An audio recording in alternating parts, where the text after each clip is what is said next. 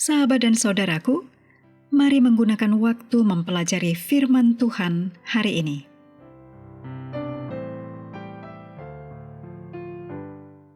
Hari Jumat, tanggal 12 Desember. Ini merupakan bagian pendalaman dari judul Hidup di Negeri Ini.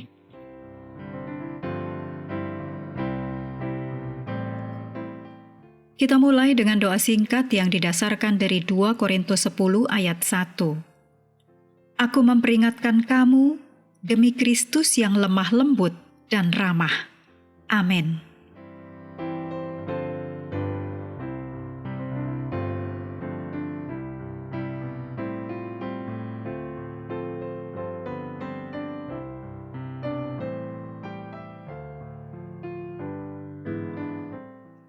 Bacalah tulisan Ellen G. White dalam judul Pembagian Negeri Kanaan dalam buku Alfa dan Omega, jilid 2, halaman 118-132. Berikut ini kutipan tulisan Ellen G. White dalam buku Alfa dan Omega, jilid 2, halaman 132. Sementara di satu pihak adalah penting untuk menjauhkan diri dari kelalaian dalam menghadapi dosa, adalah sama pentingnya di pihak lain untuk menjauhkan diri dari sikap curiga yang tidak beralasan dan tindakan untuk mengecam dengan keras. Kebijaksanaan yang telah dinyatakan oleh suku Ruben dan sahabat-sahabat mereka patut dicontoh.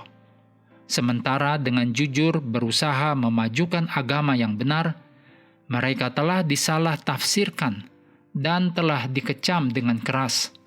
Namun demikian, mereka tidak menunjukkan kemarahan. Dengan sopan dan sabar, mereka telah mendengarkan tuduhan-tuduhan yang dilemparkan oleh saudara-saudara mereka sebelum berusaha untuk mengadakan pembelaan diri, dan kemudian dengan sempurna menerangkan motif mereka dan menunjukkan keadaan mereka yang tidak bersalah itu. Dengan demikian, kesulitan yang akan mendatangkan akibat-akibat yang gawat itu telah diatasi dengan baik. Sekalipun berada di bawah tuduhan yang palsu, mereka yang berada di pihak yang benar bisa berusaha untuk menjadi tenang dan berpikir. Allah mengerti akan segala sesuatu yang disalah mengerti dan disalah tafsirkan oleh manusia. Dan kita dapat dengan aman menyerahkan perkara kita ke dalam tangan Allah. Allah pasti akan membenarkan persoalan mereka yang berharap kepadanya. Sebagaimana Allah telah menunjukkan kesalahan Achan. Mereka yang didorong oleh Roh Kristus akan memiliki belas kasihan yang sifatnya sabar dan manis budi.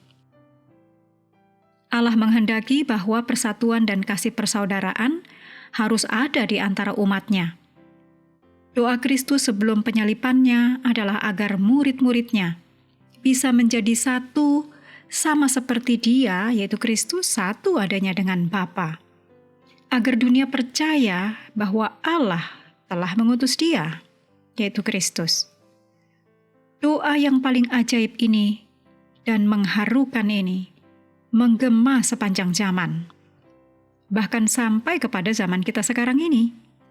Karena kata-katanya adalah, "Dan bukan untuk mereka ini saja aku berdoa, tetapi juga untuk orang-orang yang percaya kepadaku oleh pemberitaan mereka." Yohanes 17 ayat 20. Sementara kita tidak boleh mengorbankan satu prinsip kebenaran, haruslah menjadi tujuan kita untuk selalu mencapai keadaan persatuan seperti ini.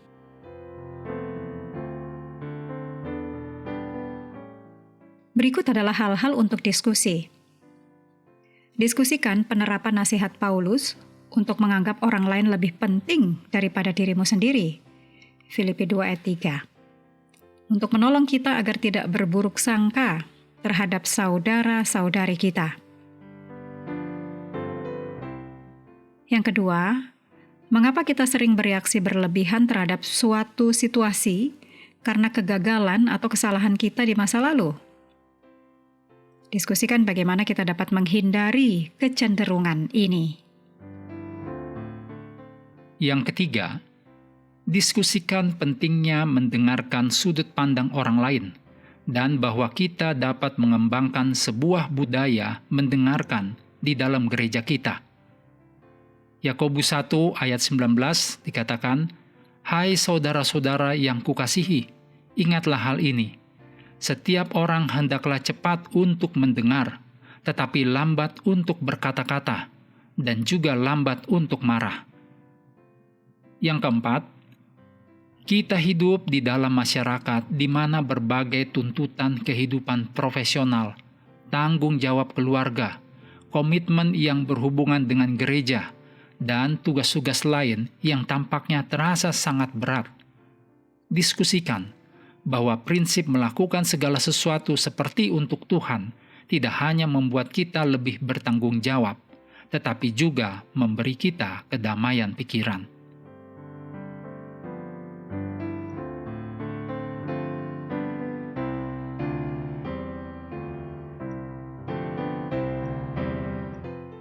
Mengakhiri pelajaran hari ini, mari kembali ke ayat inti Amsal 15 ayat yang pertama.